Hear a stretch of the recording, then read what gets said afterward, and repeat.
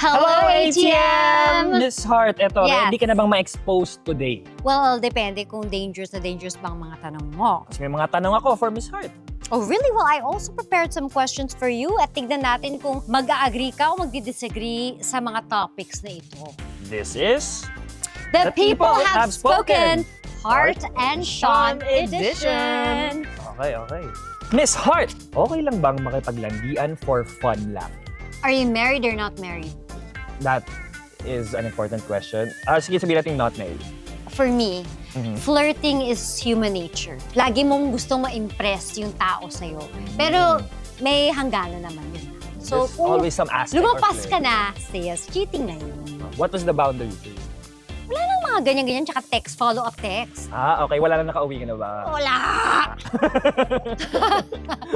Nakaka-pressure ba ang ikaw ang pag-asa ng family?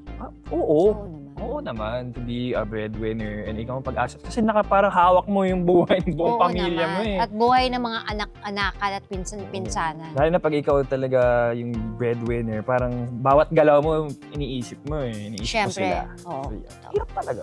Hindi Hirap. biro. Eto naman, okay lang bang unahin ng sarili bago pamilya minsan? Oo naman.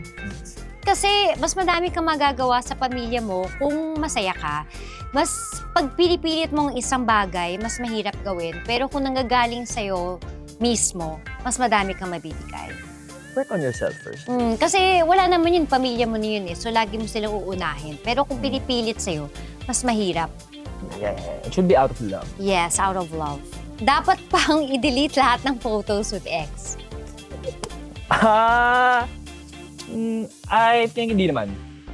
Hindi naman. Kasi ako personally hindi naman. Kasi parte rin sa memory yun eh. Yeah. Memory yun. So kung may photos kayo, okay lang, hayaan mo lang dyan. Hindi mo naman tinitingnan lagi. Pero at least may memento ka of that part of your life. Tama. Ako din. Ako never ako nag-delete. One time nag-delete ako pero pinagsisihan ko. So ngayon, meron silang tag-iisang box. Wow! So may storage box sila na may mga Oo, pangalan tapos nila. inun ako na. Kanina Binuon yung ko sa pinakamagandang lupa. box.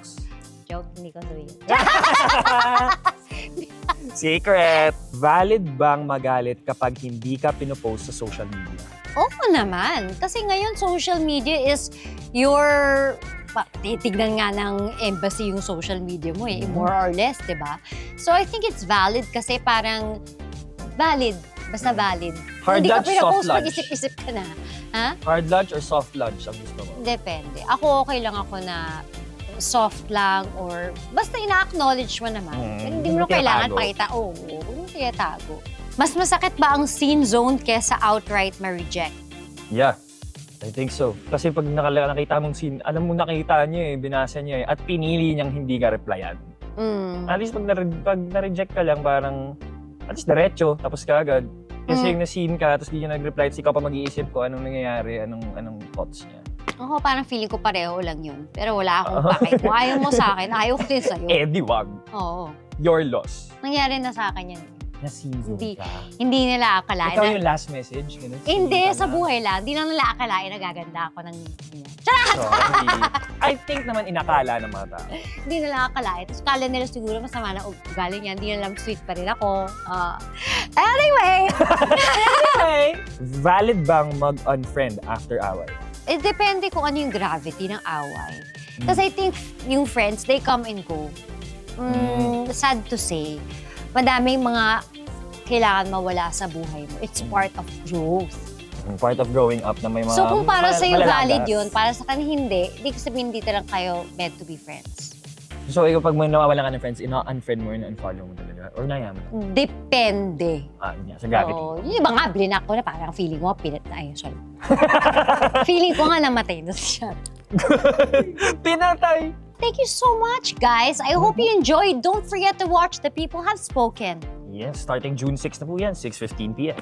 And also, don't forget to like, subscribe, and turn on notifications para lagi tayong magkakasama dito sa ATM. See ya!